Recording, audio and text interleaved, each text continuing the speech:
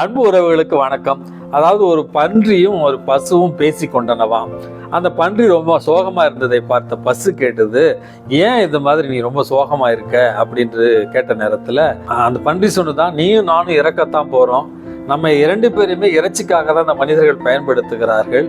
ஆனால் உன்னை மட்டும் ரொம்ப தெய்வம் மாதிரி போட்டுறாங்க, என்னை மட்டும் அந்த மனிதர்கள் ரொம்ப கேவலமா நடத்துறாங்க. திட்டக்குள்ள கூட பன்றின்னு சொல்லி தான் என்னுடைய பேரை சொல்லி தான் திட்டுறாங்க.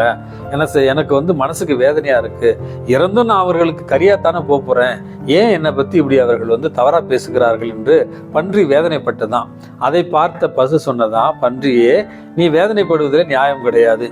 இந்த மண்ணுலகில் நான் வாழும் பொழுதும் மனிதர்களுக்கு உதவியாக இருக்கிறேன், பாலை அவர்களுக்கு தாய்ப்பாலாக தருகிறேன்.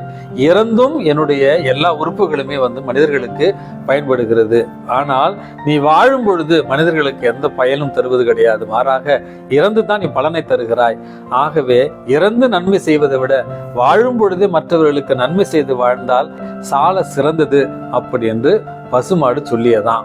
அன்பு மிக்கவர்களே, நம்ம போனதுக்கு அப்புறம் நல்லது செய்யலாம், அல்லது நம்ம இறந்ததுக்கு அப்புறம் நம்ம பிள்ளைங்கள்லாம் நல்லா இருக்கட்டும், அல்லது அம்மா இறந்ததுக்கு அப்புறம் அவங்கள பத்தி நம்ம பெருமையா ஸ்டேட்டஸ் வைக்கலாம், அப்பா இறந்ததுக்கு பிறகு அவங்களுக்காக நம்ம கண்ணீர் விடலாம், பாட்டு போடலாம் அப்படின்னு நினைப்பதை விட வாழும் பொழுதே நம்முடைய உறவுகளுக்கும் நம்ம சுற்றி இருப்பவர்களுக்கும் நல்லது செய்ய பழகுவோம்.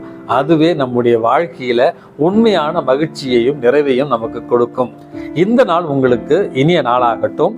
வணக்கம்.